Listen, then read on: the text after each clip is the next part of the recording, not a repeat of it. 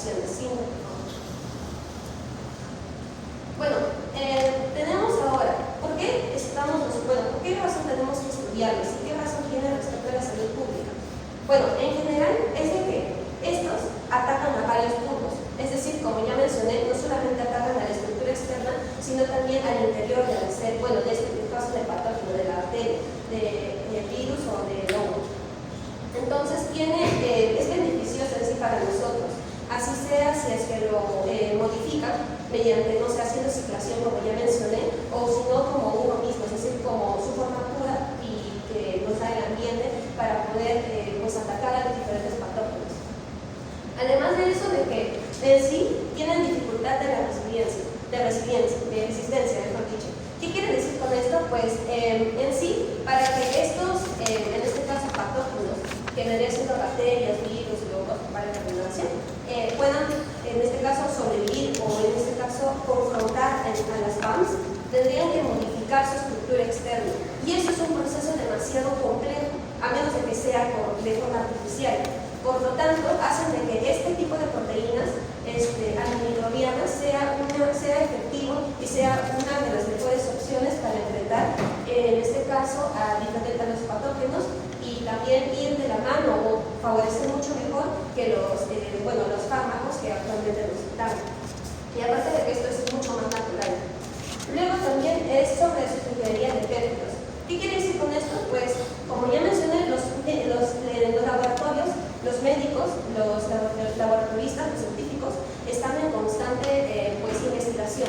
Y en este caso, pues, respecto a la salud pública, lo que van a hacer próximamente, supongo, es de que van a modificarlos para que estos puedan ser más producentes para el organismo y ayudarnos en lo que vendría siendo la salud. Ya, eso es todo. ¿Por qué no te presentaste? Ay, disculpe, soy Rivera Valenzuela Aliso. Rivera Valenzuela. Aquí analizo. Acá se está hablando de estos péptidos que se caracterizan por presentar carga, ¿no? ¿Quién estaría ofreciendo esa carga? ¿O de qué dependería esa carga? Me están hablando que tienen una carga positiva, me están hablando de un carácter anfipático. Entonces, ¿quién ofrece esa carga? La estructura de los péptidos, los proteínas. Ya, pero ¿quién estaría dando esa carga? Los fosfolípidos. Fosfolípidos.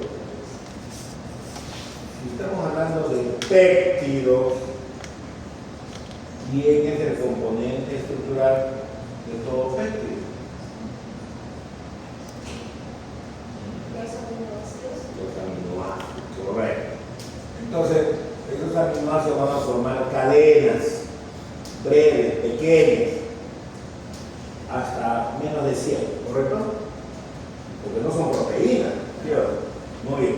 Entonces, si se va a dar esa asociación, ¿quién será responsable de brindar esa carga?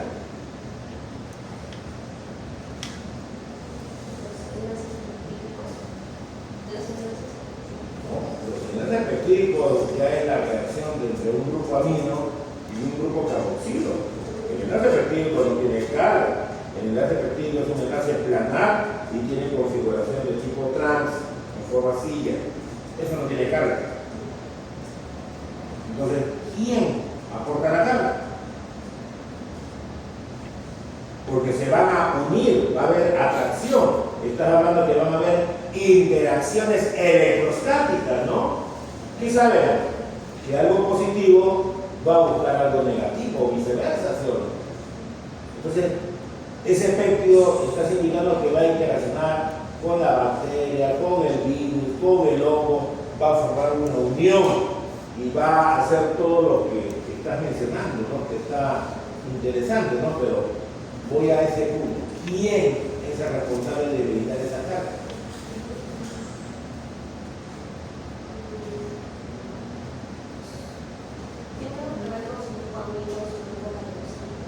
Ya, pero si estoy haciendo una cadena, ¿correcto? Va a haber un grupo amino terminal y va a haber un grupo carboxilo terminal. pero se supone que la carga tiene que ser eficiente para que se establezca la unión. De ahí solamente tendría una carga negativa y una carga positiva, ¿cierto? Los radicales, en este caso, Los radicales, ¿qué es radicales? ¿A qué te refieres de radical? Como su cadena lateral. La cadena lateral, así es. Estamos hablando de aminoácidos, ¿no? Ustedes han visto cuando se habló el carbono alfa, ¿no? Que está unido con su grupo amino, su grupo carboxilo, su hidrógeno, y está la cadena lateral R. Y algunos R pueden ser ionizables, ¿no? ¿Qué aminoácidos poseen carga positiva? Triptófano. La arginina, sí. La lisina. Y la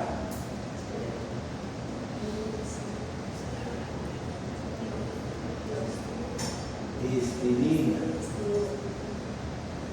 Los que tienen carga positiva, ¿cómo se le llaman? Aminoácidos.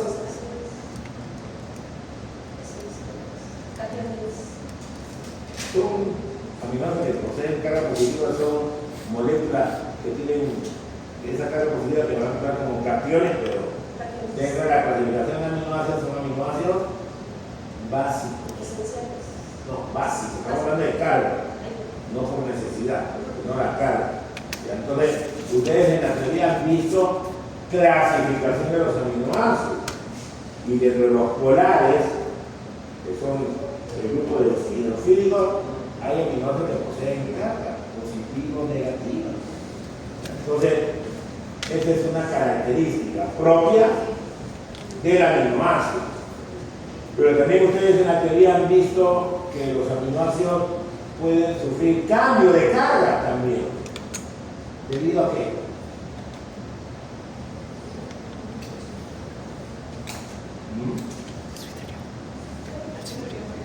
O sea, el aminoácido es susceptible a cambio de carga. ¿Quién modifica la carga del aminoácido? ¿De qué depende eso? Ahorita yo estoy positivo, pero después estoy negativo o estoy neutro. ¿De qué depende eso? Ustedes han tenido ahí una tablita que cuando se modifica algo, de carga positiva o carga negativa puede estar en la forma suítero. No, ya el aminoácido tiene una estructura. Yo por ejemplo puedo venir feliz y contento acá al laboratorio y pasa algo, ya me cambio, me crezco, ¿sí o no?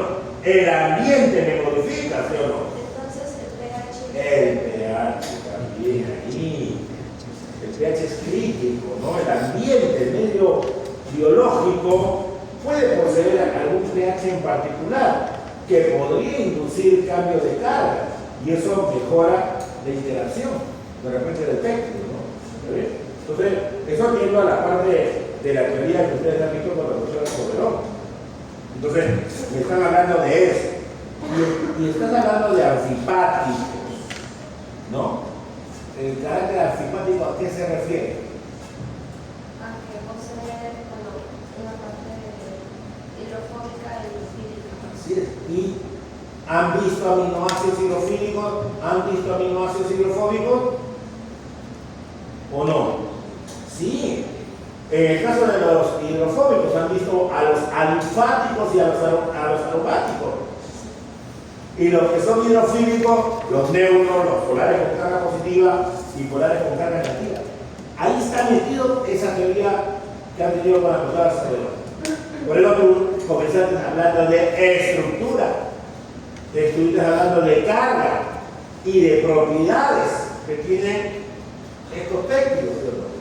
En función a eso, va a haber esa interacción con el agente que yo deseo controlar, ¿no? La bacteria, el hongo, etc. ¿Saben? Ya ustedes saben, si hay una modificación de la estructura, se puede perder la función, ¿sí? Pero también esto lo puede manejar el hombre, hablaste de la parte de ingeniería, puede mejorar, pero puede ser mucho más efectivo. Y eso es la parte de estudio, pero yo conozco la estructura, voy probando, modifico eso, no hay reacción, no me sirve. modifico esto otro, se incrementó mucho más el efecto. Lo veo, lo evalúo, porque también, ojo, que eso va a tener un efecto sobre el agente que voy a destruir, pero también puede tener un efecto dañino para nosotros también, eso hay que evaluarlo. O sea, me mata la bacteria, pero también está matando mis células, entonces de repente eso no me sirve, ¿sí? ¿Está bien? Ok, señorita Albert, muchas gracias. Muy bien, continuamos con mi apellido es Portal Menéndez. Portal. Muy bien, señorita. ¿Se escucha? Creo que ya se han adelantado un poquito sobre las propiedades. Sí, pero pero voy a explicar tú lo vas a explicar. más respecto a las propiedades estructurales de los péptidos antimicrobianos, o mejor dicho, los páramos. Lo primordial e importante de los péptidos antimicrobianos es la longitud de cadena. Pero la longitud de cadena tiene un rango entre 5 a 100 aminoácidos. Pero hay una excepción y es que según la base de datos de péptidos antimicrobianos o APD, se menciona a dos de ellos, que es la F3 y el Gangiotetrin A, que solo tienen 2 aminoácidos. Ahora, profundizando un poquito más de ellos, es que el Gangiotetrin A se encuentra en el Bacillus subtilis, que es una bacteria submarina, en donde básicamente está conformado por un péptido y un ácido graso que tiene un grupo hidroxilo posicionado en la cadena de carbono 3. Más que nada se usa en el ámbito farmacológico y pues eso es lo que he estado investigando. El F3 no hay tanta información, la verdad, entonces estoy dando sus pequeños datos. Ahora, para profundizar o para explicar mejor sobre la longitud de cadena, es que a mayor longitud de cadena se facilita formar estructuras secundarias como la hélice alfa y la lámina beta. Ahora, si bien se tiene una longitud muy accesible, en efecto lo que se va a generar es que va a haber una mayor capacidad antimicrobiana, es decir, que va a tener un mayor efecto en cuanto a la inhibición o a la eliminación de las bacterias o patógenos, ¿no? Ahora, también explicamos un poquito más lo que es la estructura secundaria. Es básicamente la forma o la configuración que adopta la cadena de aminoácidos cuando se pliega. Principalmente son 2 y también está la estructura lineal, ¿no? Que ciertos péptidos antimicrobianos lo tienen. La hélice alfa más que nada es cuando la cadena se enrolla en forma de espiral, o mejor dicho, en forma de un resorte, ¿ok? Esta está estabilizada por puentes de hidrógeno entre aminoácidos entre 4 posiciones de distancia entre sí. Y la lámina beta, a comparación de esta, se extiende en zigzag o en forma de acordeón, se estabiliza por puentes de hidrógeno entre cadenas adyacentes. Ahora, la estructura secundaria, como mencioné, es necesaria, indispensable para insertarse en la membrana bacteriana. ¿Y esto por qué? Porque en sí un péptido antimicrobiano, como lo mencionó mi compañera, tiene una carga positiva, ¿no? Esto debido a los aminoácidos catiónicos que contiene.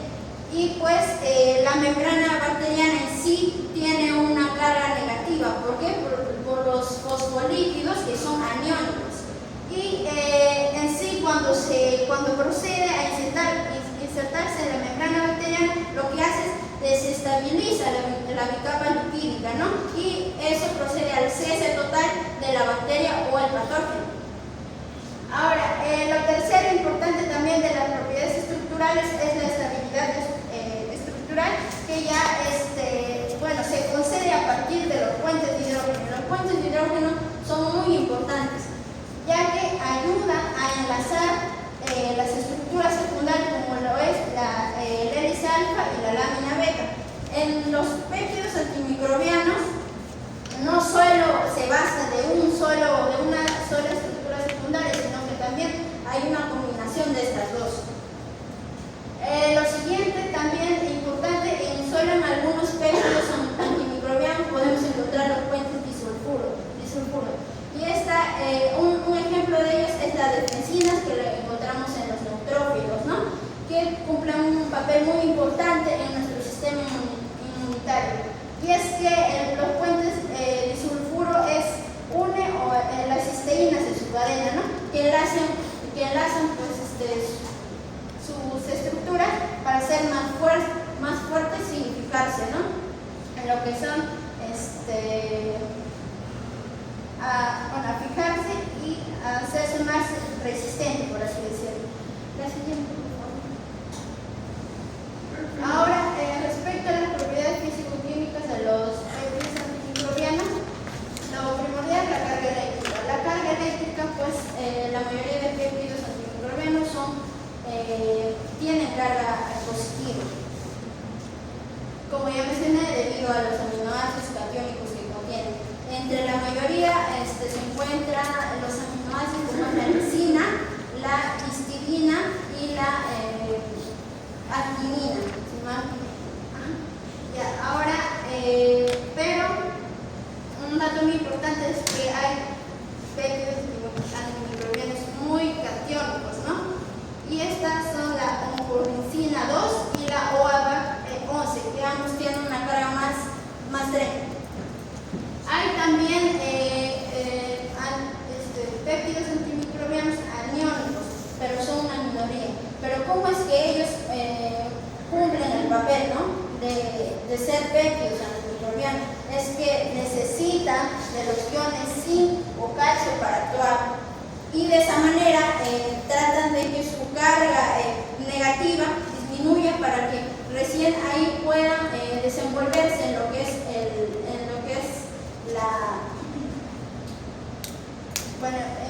desenvolver más que nada en que se pueden insertar en la membrana bacteriana, ¿no?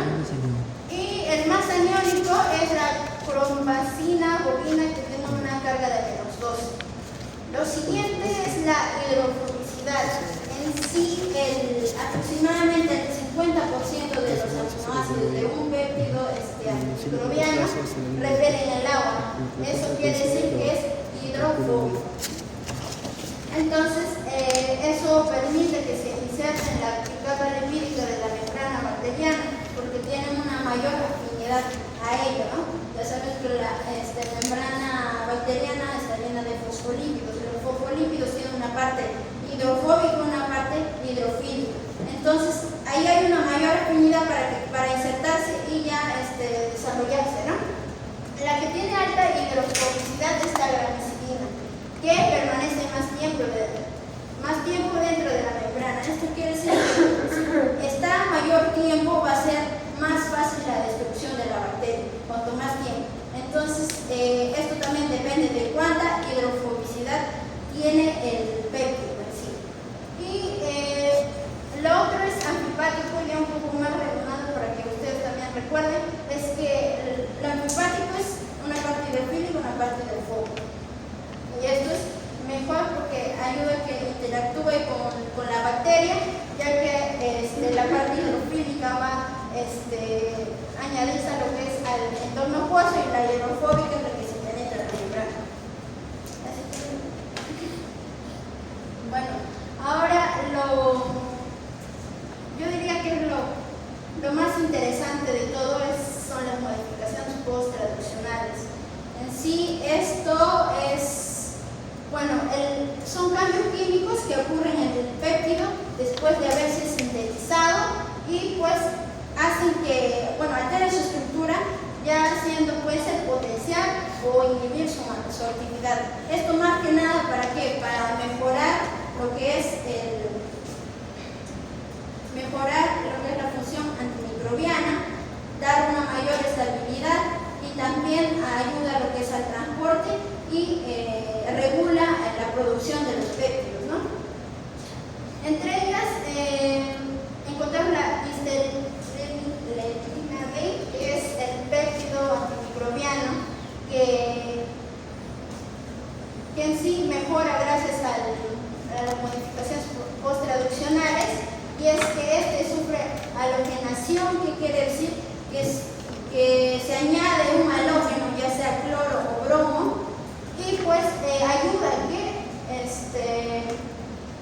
se estabilice en condiciones ya, condiciones muy, ¿cómo decir? Condiciones muy precarias, por así decirlo, porque la línea D más que nada se encuentra lo que es en las aguas saladas, o sea, en el mar, si no me equivoco, sí, exacto, y lo que hace la hidroxilación, que su mismo nombre lo dice, añade un grupo hidroxilo,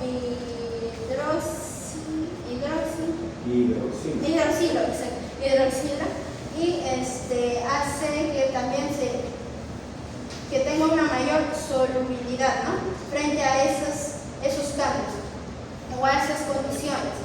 Después también está la melinginas clara, que es una modificación artificial que lo han hecho en laboratorio, es un proceso muy complejo, y es que de la estructura lineal que tiene han unido sus dos extremos formando un anillo. ¿Para qué? Para estabilizar la estructura y que ésta tenga una mejor actividad antibacteriana.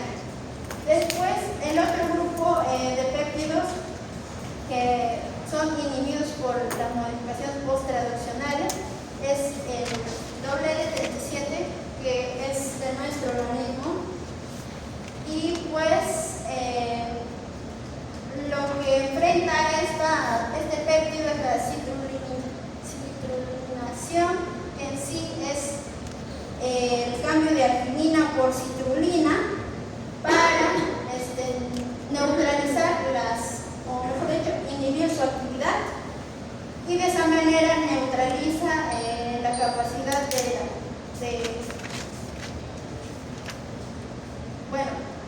pierde la capacidad de neutralizar las endotoxinas bacterianas. Y lo otro es la ribosilación, que en sí también ayuda a que reduce su carga catiónica y activa la actividad biológica, ¿no? Y eso sería. Ok, señorita Portal, háblate de la formación de puentes disulfuros. ¿Estos puentes disulfuros cómo se generan?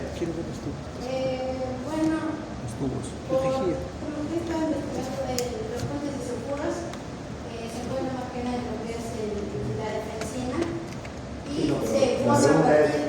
¿Cómo se genera un puente disulfuro? Se genera a partir de la unión de cisteínas. Pero, ¿qué reacciona de las cisteínas para formar un puente disulfuro?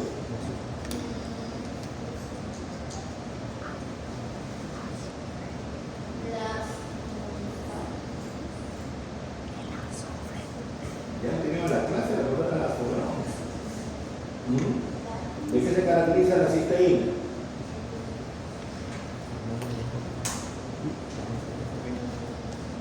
Tanto la metionina como la cisteína son aminoácidos azufrados, y en el caso de la cisteína tiene la llamada cadena lateral, ¿no?, que tiene el llamado grupo sulfidrilo o grupo tiol. Ese grupo sulfidrilo de una cisteína reacciona con otro grupo sulfidrilo, y la reacción que te va a dar después de disulfuro, porque tiene dos azufres, ¿correcto? Ya, tú hablabas de que esa asociación le daba resistencia. ¿Por qué razón? Bueno, básicamente porque Lo hace resistente. sí, lo hace resistente porque ¿A qué te refieres como resistente? ¿A qué te refieres este término resistente? resistente me refiero a que hay una mayor capacidad en cuanto a la función antimicrobiana. ¿Cómo es que tiene la función de inhibir o de cesar prácticamente la bacteria, ¿no? Ahí, cuando han hecho la clase con la doctora Soberón, las estructuras tienen que ser estables, ¿correcto? Si la estructura es delicada, ¿qué involucra? De que se pierda esa misma estructura, que no sea estable, ¿cierto? ¿Correcto? El puente disulfuro es un enlace covalente y es difícil de romper. Por lo tanto, la molécula se hace más resistente frente a algún cambio del medio. Un enlace covalente es como si yo estuviera soldando una varilla de fierro con otra varilla de fierro. Ese es difícil de romper. Pero los puentes de hidrógeno es como si nos estuviéramos agarrando de la mano. Uno tensa, otro jala por el otro lado, en algún momento nos vamos a separar, porque es una unión débil, ¿cierto? ¿Correcto? Entonces, en el caso de las biomoléculas tienen que haber uniones, y las uniones pueden ser de diversos grados. Débiles, como los puentes de hidrógeno, la fuerza de Van der Waals, la fuerza electrostática, pero también hay la formación de enlaces covalentes. El mismo enlace peptídico es un enlace covalente, pero como estas son cadenitas, y como tú estás hablando de la estructura secundaria que se va a doblar, plegar, entonces la asociación de esos residuos va a permitir que la estructura sea mucho más estable. Correcto. Entonces, ese término de resistente, yo no entiendo que no le va a pasar nada. ¿Correcto? No va a ser susceptible a que se pierda esa estructura. A eso se está refiriendo. ¿Ok? ¿Ya? Después, por el resto todo está bien. ¿Ok, señorita? Aportar. Muchas gracias.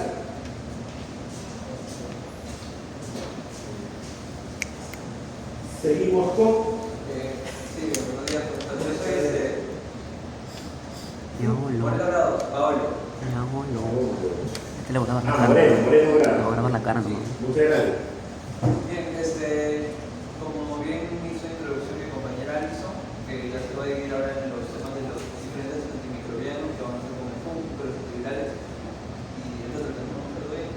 Pero en mi caso me ha tocado hablar sobre los antimicrobianos antivirales, ¿no? Que es muy interesante porque no solamente vamos a hablar sobre antimicrobianos que rompen el cáncer, sino van a hacer diferentes tipos de ángulos del ataque al virus. Y eso es lo que va a ser interesante el tema. Por ejemplo, voy a hablar primero, lo divido en tres sectores, dependiendo de la acción que realizan aquí. Por ejemplo, estos son los cualquier antimicrobianos que van dirigidos a la enfermedad viral. En el texto del artículo mencionaba la indolicilina y la alfa-defensina 1 humana.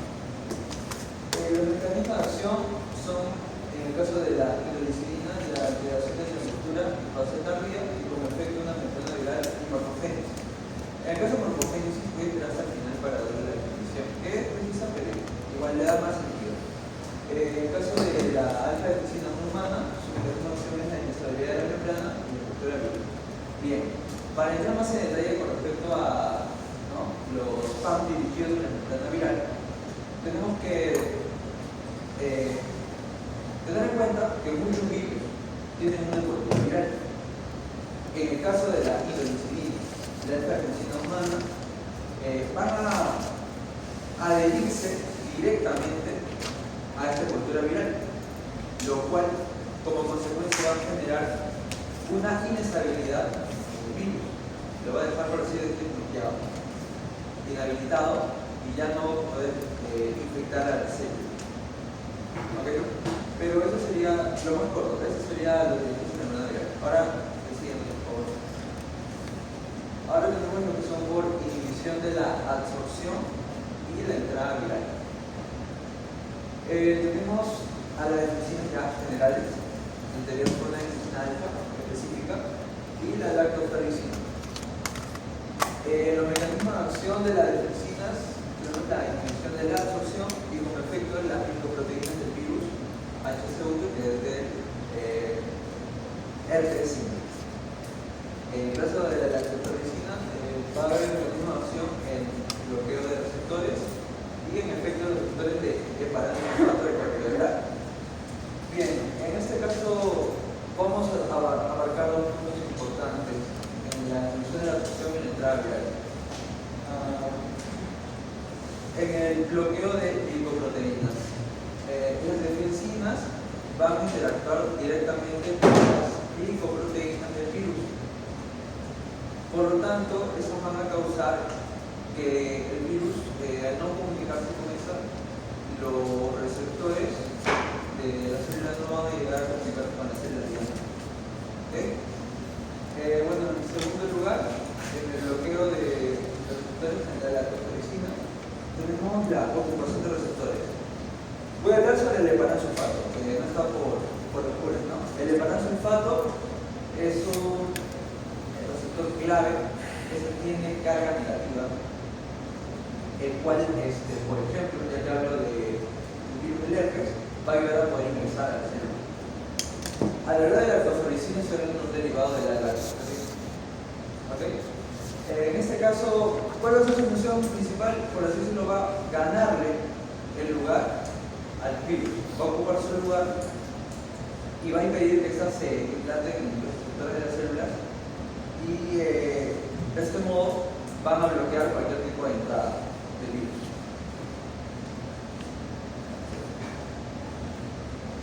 Bien, ahora tenemos infección por ataque a componentes intracelulares.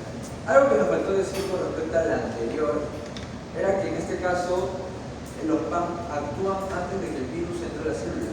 En este caso es antípodo, ¿no? Es contrario a la situación. ¿Por qué? Porque en este caso el virus incluso ya ingresó a la célula, pero el PAM todavía puede actuar interfiriendo en la maquinaria interna que tiene el virus. Entonces, acá tenemos que el NP1, que tiene que ver con la pelitina, la ciclopina A, las proteínas fluorescentes y L4-1 que viene de UCR. En el caso del bloqueo intercelular, que es el mecanismo de acción del NP1, que como ejemplo tiene la proteína COVID-16, en este caso voy a hablar sobre el bloqueo de translocación. En el bloqueo de translocación, el NP1, ¿no? Este paso del NP1 va a bloquear directamente a la proteína PP16, que es una proteína tabulitaria pero importante para el virus del herpes. ¿Por qué? Porque esta va a permitir el ingreso virtual al núcleo celular, pero al interferir con esto, ya no va a poder. Luego tenemos la pelitina y la ciclopina. En este caso, estamos hablando de una interferencia genética. ¿Ya? En este caso, la pelitina y la ciclopina. La ciclopina viene de los insectos, cabe recalcar. Tienen actividad antirretroviral, anti-VIH1. ¿Por qué? Porque eso va a interferir directamente con la transcripción viral, ¿no? Que es inicial por ejemplo en el desarrollo del VIH, que estoy mencionando. Luego, la ciclopina A va a impedir la biosíntesis de proteínas esenciales en las nucleocápsides de los virus, ¿no? Uno de los virus más importantes al cual evita esto la ciclopina A es el virus de junio, que es una arenovirus con fiebre hemorrágica argentina. Pero bueno, eso es solo para recordar, ¿no? Pero ya que hablaba sobre las nucleocápsides virales, cuáles son las que vienen la ciclopina A, también estoy ahí incluyendo lo que son las proteínas fluorescentes. ¿Sí? Ahora paso a lo que es la L4-1, que en este caso esta PAM es muy interesante, es única, porque al estar en contacto directo con luz directa, va a ser capaz de generar receptores oxidativos, los cuales van a dañar directamente a las células virales, ¿no? En este caso, como puede ser el virus de Sendai o el mismo VIH. Y ya para culminar, voy a hablar sobre la tasa tardía, que como bien decía,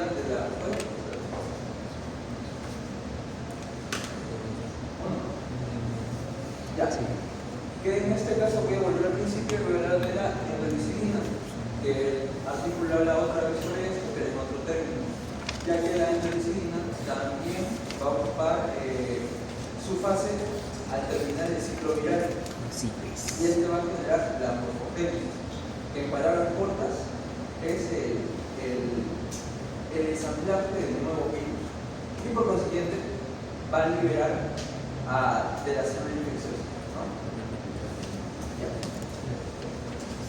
Bien. En la parte que tú estás hablando de estos fármacos, se está viendo el efecto de estas moléculas frente a varios procesos que tienen que ver con la capacidad multiplicativa del virus, ¿no? El virus tiene que infectar, entonces tiene que haber un reconocimiento, ¿no?, del tejido, ¿no? Entonces por eso ahí estás hablando de receptores, ¿no? El virus debe tener una estructura que pueda de alguna forma reconocer a la célula huésped a la cual va a atacar, ¿no? Entonces estas sustancias y estos péptidos van a bloquear esa interacción, de tal forma que el aspecto benéfico es que no va a infectar el virus, ¿no? Lo otro tiene que ver con el ingreso, ¿no? Cuando se da esa interacción, el virus también propicia cambios en la membrana del hospedero para poder ingresar y utilizar toda su maquinaria enzimática para poder subsistir, ¿no? Entonces, estos péptidos o bien van a interaccionar sobre la superficie o van a estar al interior. Si no son pequeñitos, fácilmente pueden difundir hacia las células, alterando esos mecanismos, y lo otro es el ensamblaje propiamente del virus. Está bien, joven. Muchas gracias.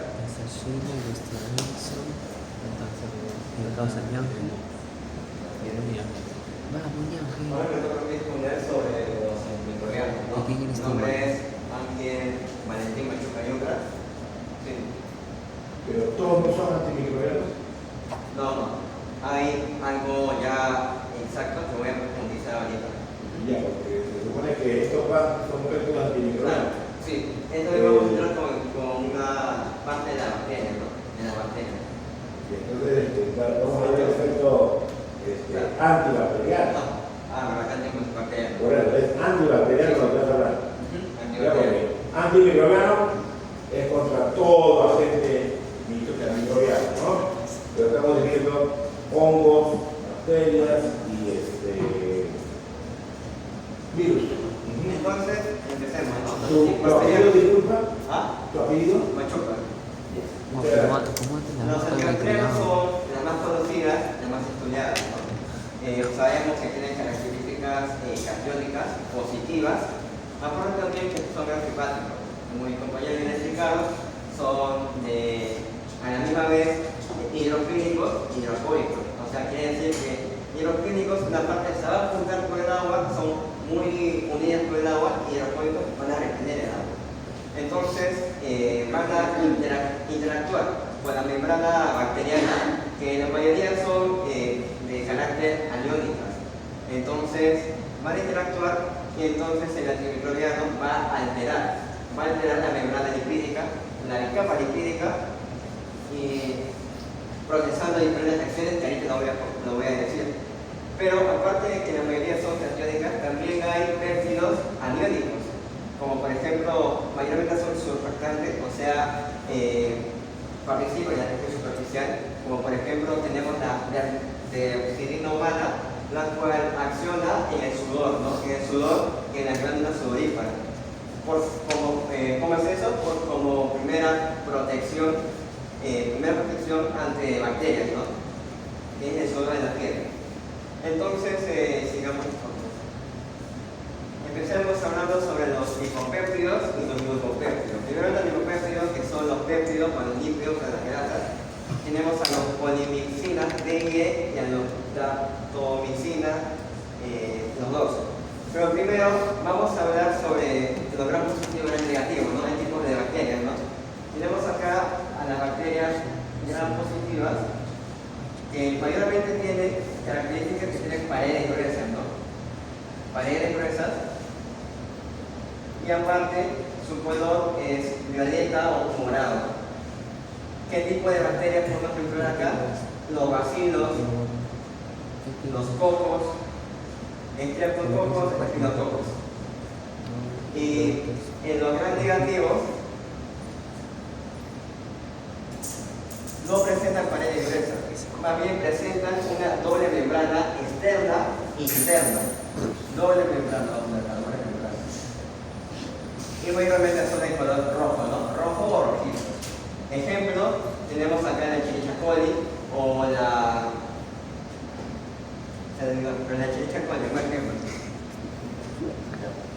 Entonces, sabiendo estos conceptos, podemos entrar a lo que son los polimixinas P y E, que su accionar es contra los patógenos de gram negativo, o sea, patógenos que tienen dos membranas. Nada más, por ejemplo, tenemos la membrana multiresistente, que duran bastante, es difícil de eliminar, algunos antibióticos no son suficientes para eliminar.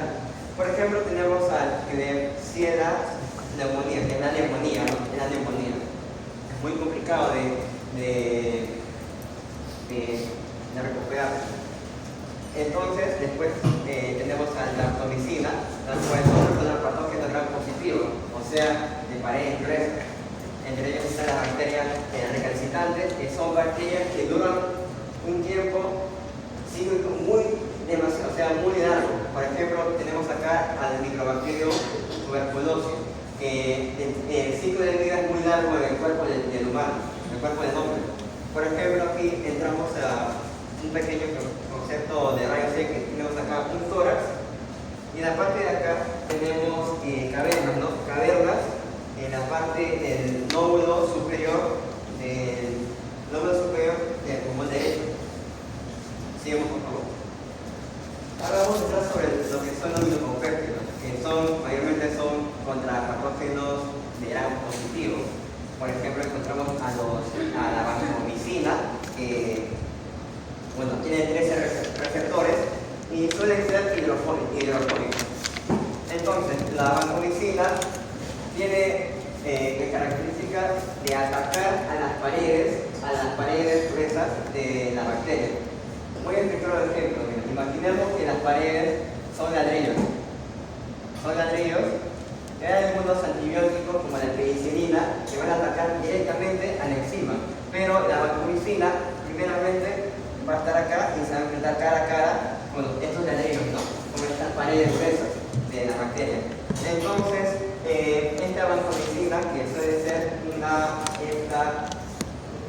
un ciclo peptídico, va a tener, por ejemplo, en su bolsillo un dipéptido de alanina, que en la mañana la profesora explicó la alanina es hidrofílico. Entonces, estos dipéptidos de alanina, como aquí presento, van a actuar como enganche, agarre, para agarrar estos ladrillos y no van a eliminar, sino que van a abrazar, para que la enzima venga y no va a poder trabajar. Entonces, poco a poco van utilizando la pared, porque ya la vancomicina va abrazando, por así decirlo, a este ladrillo, ¿no? Van utilizando, van perdiendo fuerza y poco a poco se va degradando y se va a producir un proceso de lisis celular, ¿no?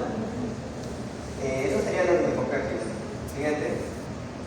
Ahora vamos a entrar sobre los péptidos que alteran la membrana, ¿no?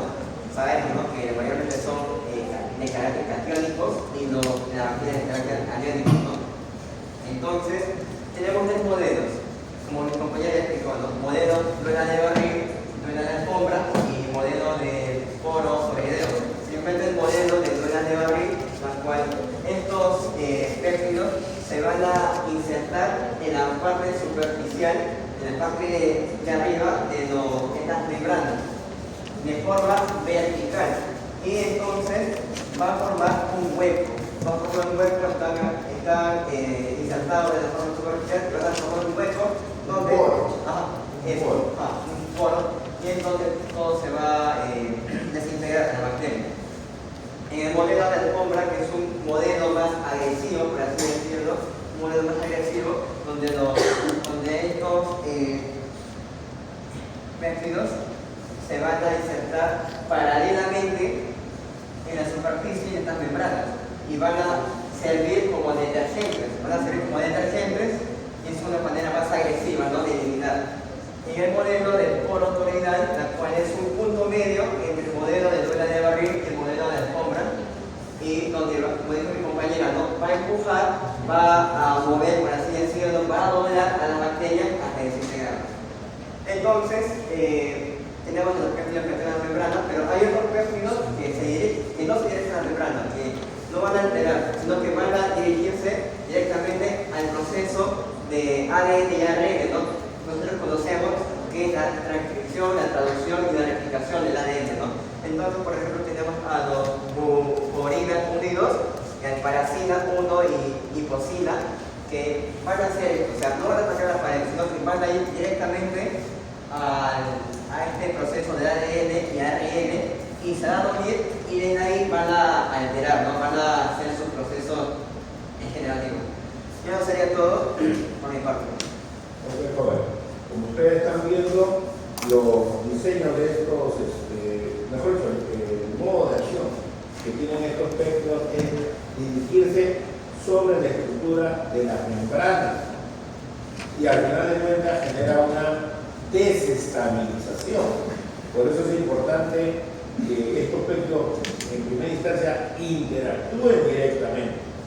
La interacción genera la desestabilización de la membrana y al estar desestabilizada la membrana se generan esos poros y el contenido interno puede salir hacia el medio externo y la célula o el microorganismo va a final de cuentas morir, ¿no? Fíjense que normalmente nosotros pensamos el uso de fármacos, de medicamentos para poder controlar la proliferación microbiana, pero acá se están usando moléculas pequeñas que están conformadas por aminoácidos de diversas fuentes, ¿no? Animales, vegetales, pero principalmente de origen animal y microbiano, que pueden de alguna forma controlar, ¿no?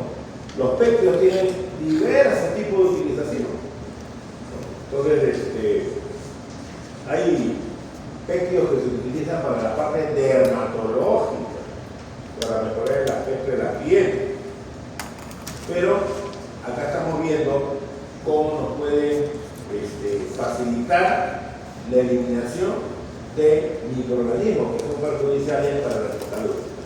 Muy bien, señor Canchura. Gracias. Y finalmente tenemos a Vázquez. Sí, buenos días con todos. Mi nombre es Vázquez María y yo voy a abordar un poco de lo que son los antimicrobianos antifúngicos, ¿no?, y sus modos de acción. Bueno, de las bacterias vamos a pasar a los hongos. Aunque los hongos son microorganismos mucho más complejos que las bacterias, la naturaleza también ha creado péptidos específicos para poder combatirlos, ¿no? La principal diferencia entre una bacteria y un hongo es que las bacterias en su pared celular tienen peptidoglicano, mientras que los hongos están compuestos de quitina, lo cual las hace mucho más duras, pero a pesar de eso tienen modos de acción, mecanismos casi idénticos a los de las bacterias, ¿no? Por ejemplo, primero tenemos a la anfotericina B. Aunque este no es un péptido como tal, actúa de una forma idéntica mediante el modelo de duela de barril. Bien, nosotros en nuestras células tenemos colesterol. Los hongos tienen ergosterol. Este ergosterol va a ser la anfotericina B va a buscar el ergosterol, que es el punto débil. Bien, las moléculas de anfotericina B van a llegar a la superficie de la membrana del hongo y se van a unir al ergosterol.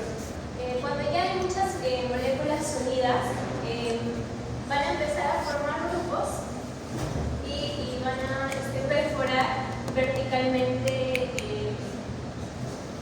al hongo, creando un canal iónico acuoso. Por este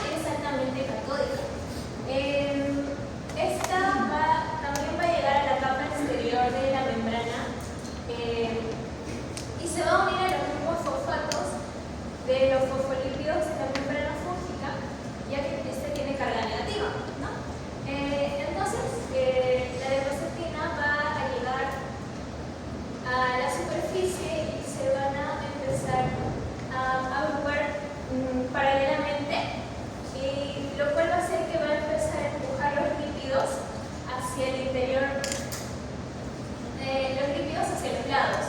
Esto va a generar una presión, lo cual va a llevar a una concentración micelar rica. ¿Qué quiere decir esto? Que la membrana se va a deshacer. Se va a deshacer en pequeños pedacitos, en mícelas, por dicho, ¿no? Y se va a desintegrar la célula del hongo por completo. Luego también tenemos el LL37. Utiliza el mecanismo del modelo de polo toroidal. Aquí el péptido va a obligar a la membrana a que se dañe ella misma, ¿no? Por sí misma. Bueno, el LL37 va a llegar a la superficie de la membrana y va a causar una expansión del área superficial de la capa externa, lo cual va a crear una asimetría de presiones entre la capa externa y la capa interna. La presión es tal que las cabezas de los lípidos se van a curvar hacia adentro, acompañando al péptido. Y bueno, aquí la capa externa y la capa interna se van a fusionar, creando un canal donde los péptidos se van a intercalar con los lípidos y el hongo va a perder su control sobre sus gradientes electroquímicos, ¿no? O sea, no solo van a salir iones, sino que también van a entrar moléculas pequeñas y proteínas causando un choque osmótico. Entonces, eventualmente el hongo va a morir. ¿Sí, por favor? Bueno, también tenemos otros mecanismos que no se tratan de romper la membrana del hongo, ¿no? Por ejemplo, tenemos los inhibidores, como las echinocánidas.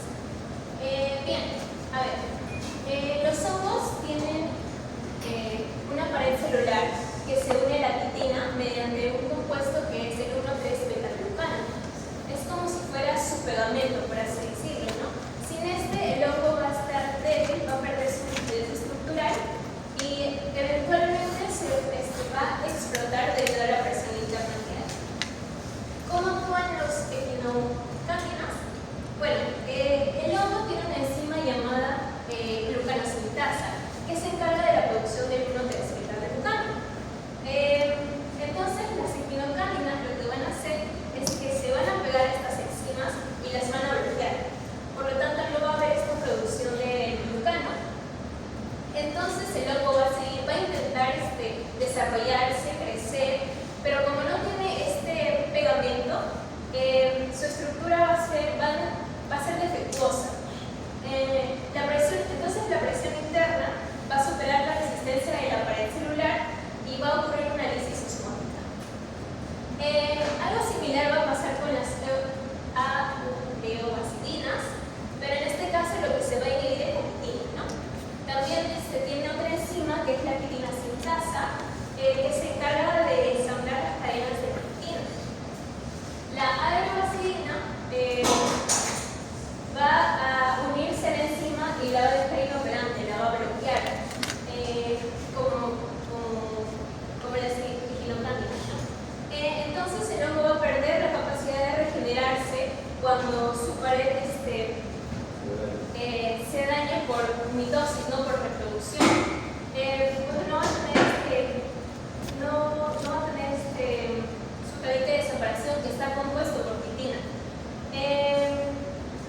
Entonces el hongo va a seguir absorbiendo agua, va a seguir absorbiendo nutrientes y como no tiene quitina, como no tiene su pared, la presión desde dentro de la célula va a hacer que se hinche, o más bien se herne, ¿no?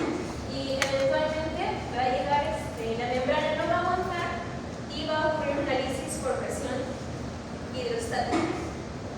Luego tenemos el siguiente péptido, que es la indoglicidina. Bueno, antes de eso, cabe recalcar que ambos péptidos, tanto las echinocánidas como las adeobacidinas, son unos péptidos óptimos para el tratamiento, ya que nosotros en nuestras células no tenemos una pared celular, tampoco producimos quitina ni 1,3-beta-glucano. Entonces, esto va a hacer que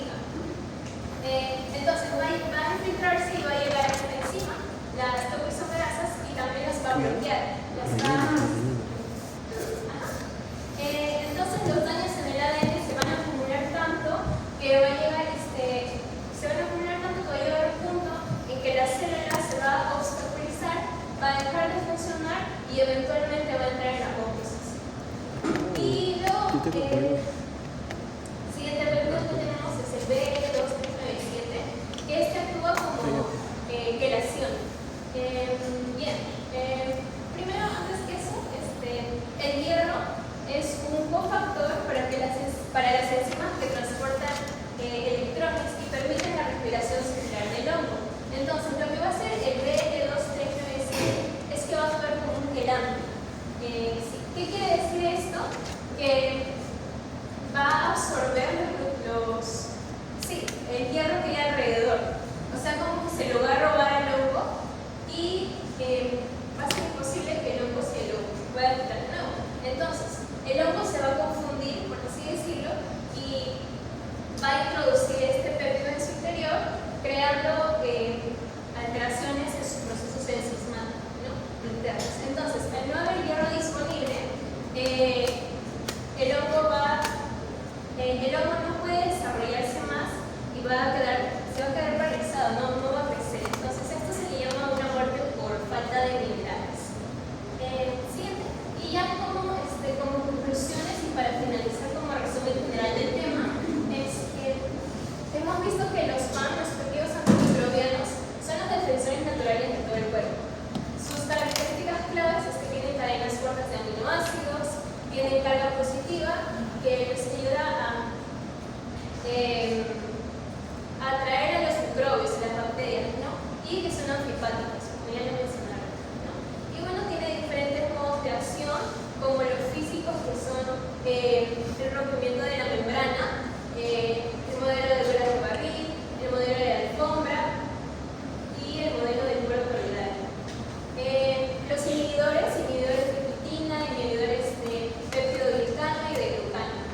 Y los que se infiltran, que tienen una intervención intracelular.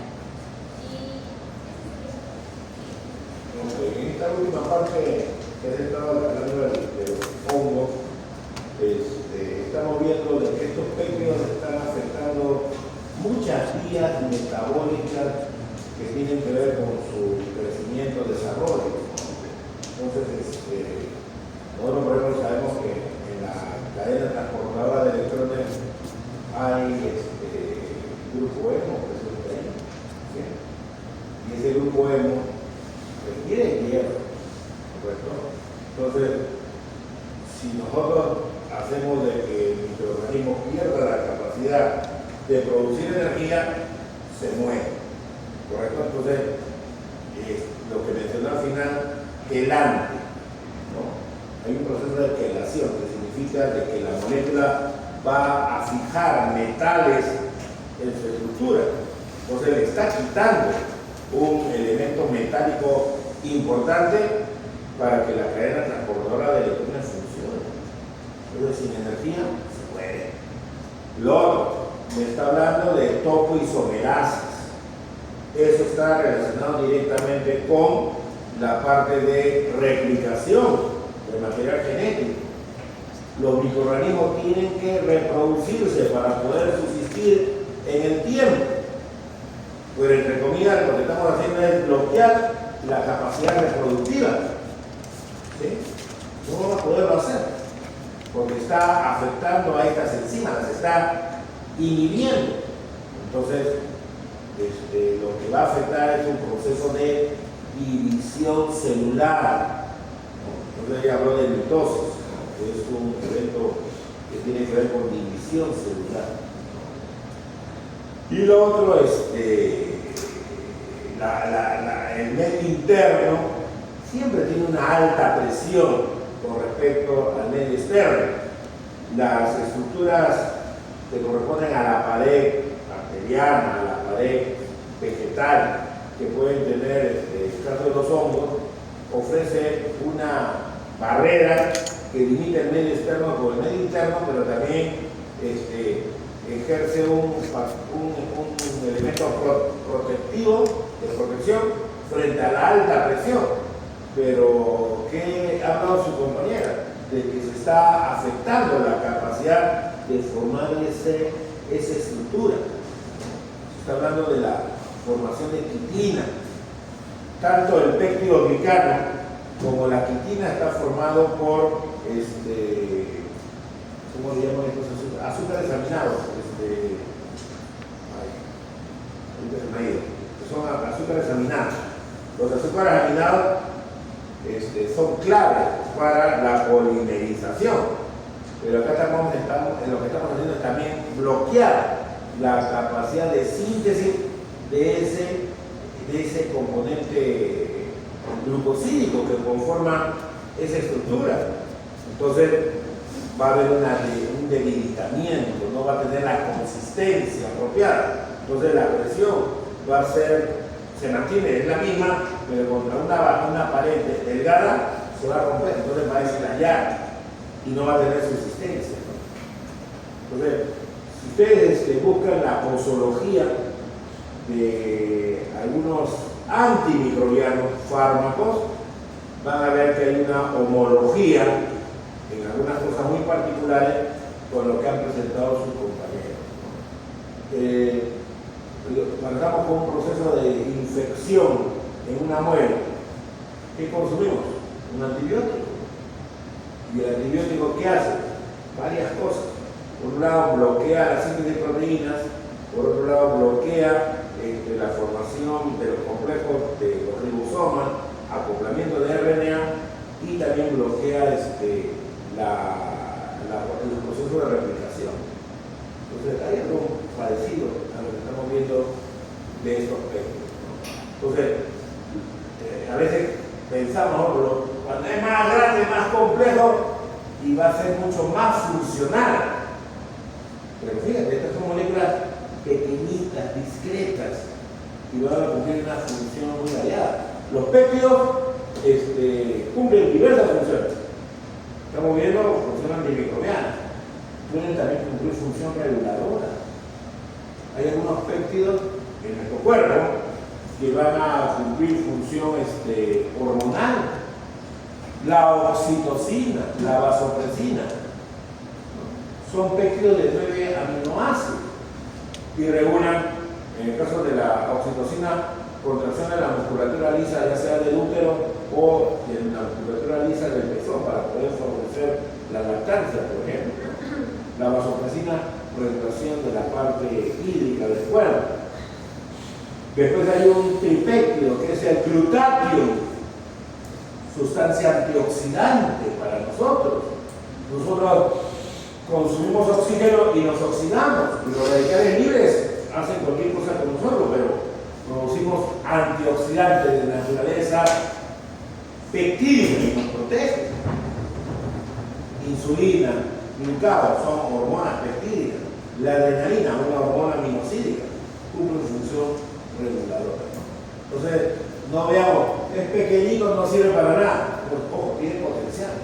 Y acá estamos viendo un grupo de moléculas muy particulares que van a ser utilizadas con aplicación para la salud humana, ¿no?